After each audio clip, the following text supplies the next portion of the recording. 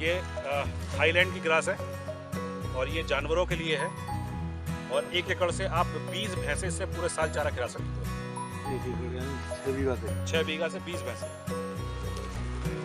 वो अभी हम लोग बात कर रहे थे मल्टीलेयर फार्मिंग कर रहे हैं ना, फ्रूट्स वाली। ये देखिए आप वही प्लॉट तैयार कर रहे हैं, ठीक है। इसमें प्लॉट तैयार करने में टाइम लगता है, ठीक है। तो इसमें आप देख रहे हैं यहाँ पे नींबू लगा हुआ है। ये नींबू के 1.25 साल के पौधे हैं, ठीक है। ये 10 बाई 10 का नींबू है, ठीक है। ये बीच में देखिए गुलाब लगे हुए हैं। अब जो जैविक में हम लोग कहते हैं, जो आप लोग को दिखा रहे थे ना कि ट्रैप्स होते हैं और ये होता है और वो होता है, तो ये ट्रैप होते हैं, ये येलो स्टिकी ट्रैप्स होते हैं, ठीक है। तो जो आपके खेत में कीड़े आते हैं पीला रंग पे और उस पर चिपक जाते हैं, ठीक है। तो पहले कीड़े आके इस पर चिपक जाते हैं, तो इसको आप साफ करके इस पर दोबारा व्हाइट वाली ग्रीस लगा लीजिए, दोबारा काम करते रहेंगे। ये इस तरह के आप बड़े आराम से आप इसमें घूम रहे हो ना। 100 रुपये किलो गुलाब बिकता है। मेरे यहाँ से माली लगे हुए 5-7 जिनको दवा में चाहिए होता है, आके अपने आप ही सुबह तोड़ के ले जाते हैं। तोड़ना होता है बस भाई ये पैडी है।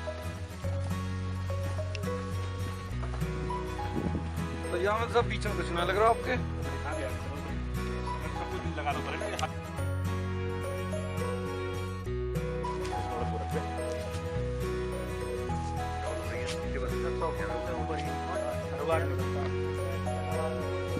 आप देख लो, एक पहले गन्ने से आखिरी गन्ने तक आपको हाइट सारी समझ में आ जाएगी। हमारी कोशिश है कि हर गन्ना 15 फीट पे रहे।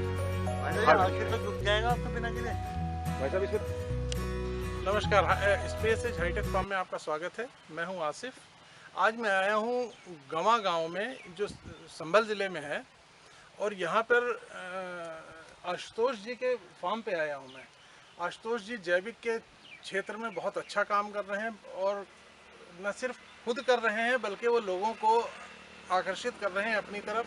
लोगों को बुला के ट्रेनिंग दे रहे हैं, नई नई चीज़ें, नई नई विधाएं सिखा रहे हैं। तो आपकी मुलाकात कराता हूं अब मैं आशुतोष जी से। रात भर में सोते रहेंगे और सुबह जैसे ये लोग 7-7 आएंगे ना, पूरा माना मतलब इनके इशारे। आशुतोष जी आपका स्वागत है। आशुतोष जी कुछ अपने बारे में बताइए, आप क्या कर रहे हैं इस सेटअप में, आपने नया क्या कर रखा है, थोड़ा हमें बताएं। सभी को नमस्कार, मेरा नाम आशुतोष प्रताप सिंह है। मैं रहने वाला गंवा का हूँ, जो कि ज़िले संभल में आता है। मैं अपने बारे में थोड़ा बता देता हूँ कि मैं नौकरी करता था। 17 साल मैंने जॉब करी। मैंने 3-4 प्राइवेट ऑर्गेनाइजेशंस में काम करा, जिसमें एशियन पेंट्स है, बर्जर पेंट्स है, सेंचुरी का। बट दिल खेती में लगता था और हमारा पूरा ख़ानदान परिवार खेती में ही है। तो बहुत दिन बाहर रहने के बाद हम वापस अपनी जड़ों में आ गए और हम खेती करते हैं। तो खेती हमारे यहाँ पे होती थी सब गन्ने की, मेंथा की, इन सब चीज़ों की। तो हमने उसको थोड़ा सा मॉडिफाइड कॉमर्शलाइज़ किया है, जिसमें हमने जैविक को भी इंक्लूड किया है, ऑर्गेनिक को भी इंक्लूड किया है चीज़ों को। और गन्ने के मॉडल्स, अपना फ्रूट्स के मॉडल्स, वेजिटेबल के मॉडल्स, फ्लावर्स के मॉडल्स, ये इंट्रोड्यूस करें। बिकॉज जो हमारा क्षेत्र है, यहाँ से दिल्ली सिर्फ 125 किलोमीटर है, 2.5 घंटे का सिर्फ रास्ता है। बट उसके हिसाब से हमारा क्षेत्र बहुत पिछड़ा हुआ है जी। यहाँ के किसान जो हैं वो उतने समृद्ध नहीं हैं और उतना पैसा नहीं है। तो क्यों ना हम ऐसा कुछ करें कि हमारे किसान यहाँ से सीधे दिल्ली का जो बाज़ार है उससे जुड़ सकें जी। बहुत अच्छी बात है आपकी ये। तो उसी लिए हम लोगों ने कॉमर्शियल लेवल पे अभी वर्मी कंपोस्ट चालू किया है। वर्मी कंपोस्ट हम 2 एकड़ में मतलब 2 बीघे में करते हैं।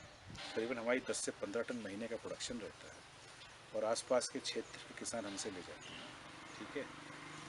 हम वर्मी कंपोस्ट का इस्तेमाल अपने गन्नों में भी करते हैं, गन्ने को हमने 90% तक जहर मुक्त कर लिया है।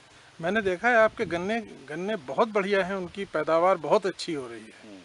उसके बारे में बताएं आप थोड़ा सा। सर, जो हमारा क्षेत्र है इसमें धामपुर शुगर्स का फैक्ट्री लगती है और बड़ा समृद्ध क्षेत्र है। पानी बहुत यहाँ पे इफरात में है, गंगा का किनारा है।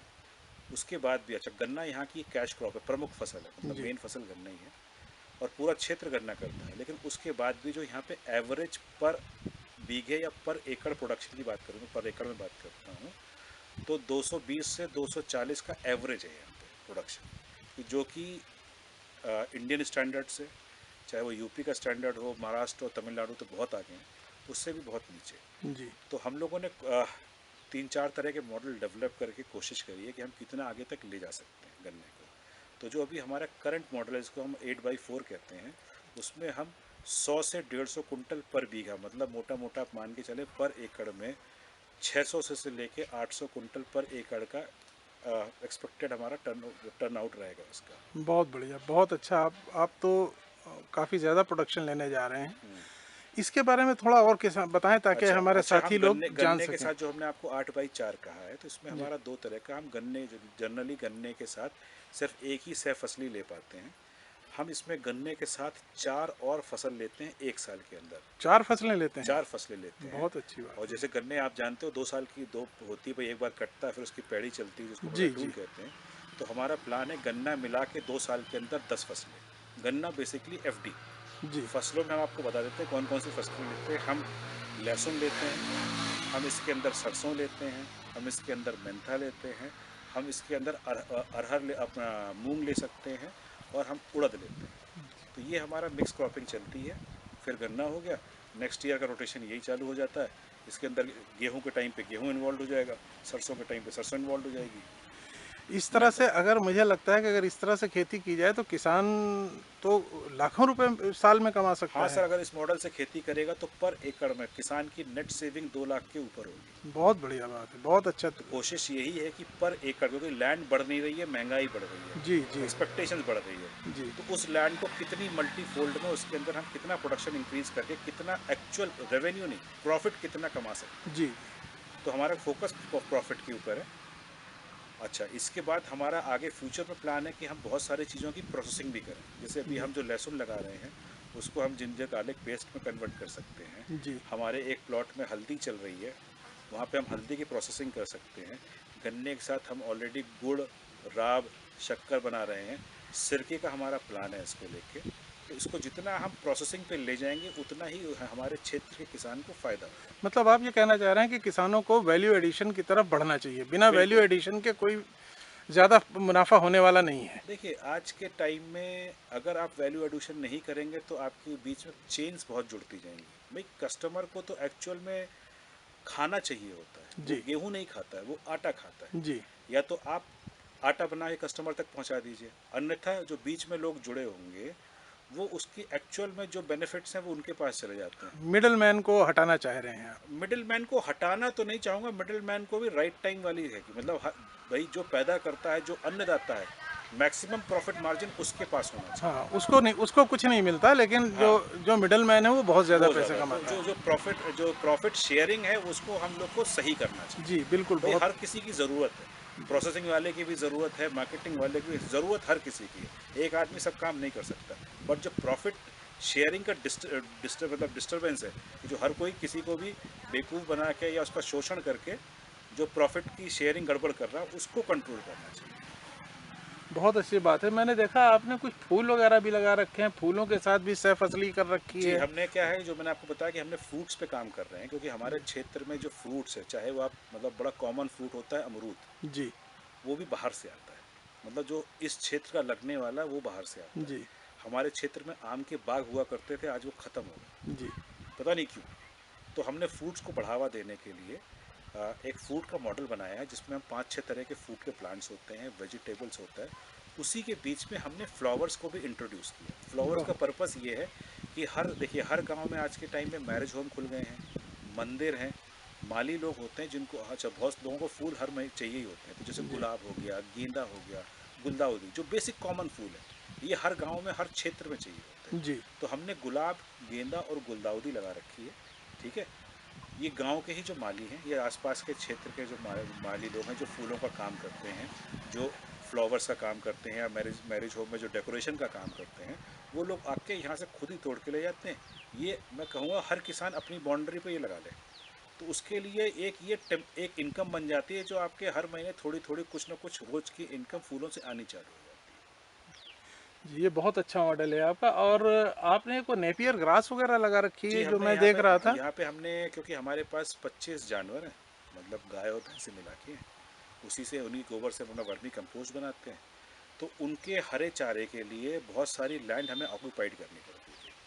अब जो ये थाई नेपियर है, मतलब ये पेरिनियल ग्रास की वैरायटी है, नेपियर की वैरायटी है। इस नाम से बहुत सारी वैरायटी आती है। इंडियन वैरायटी में C04, C05 आती है, सुपर नेपियर्स आती हैं, हीरा मनी ग्रास आती है, बहुत तरह की ग्रासेस आती हैं। तो इसी की एक वैरायटी है थाई नेपियर के नाम पे। इसके अंदर जो प्रोटीन परसेंट है, ये 18 से 22% के बीच में इसका प्रोटीन परसेंट है। जी ड्राई मैटर बहुत अच्छा होता है। और मुद्दे की बात यह है कि अगर आप 1 एकड़ 6 बीघे में इसको लगा लें, तो कम से कम आप 15 से 20 भैंसों को आप पूरे साल हरा चारा लगा सकते हो। अच्छा, बहुत हरे अच्छा। चारे में समस्या ये भी होती है कि हम एक बार काटते हैं, इसको दोबारा बोते हैं, जी तो हर बार आपकी जो बिजाई है या बुवाई है या जो उसका जुताई है, उसका खर्चा आता है। इसको आप एक बार लगा दीजिए और 5 साल तक चलती है ये।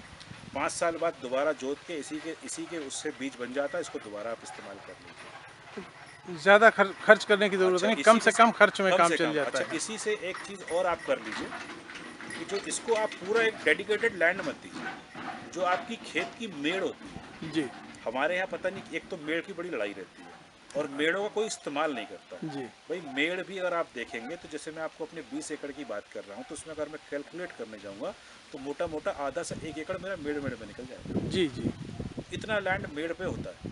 तो उस लैंड को अगर आप इस नेपियर ग्रास से लगा देंगे, इस नेपियर ग्रास की हाइट मिनिमम 12 फीट तक जाती है।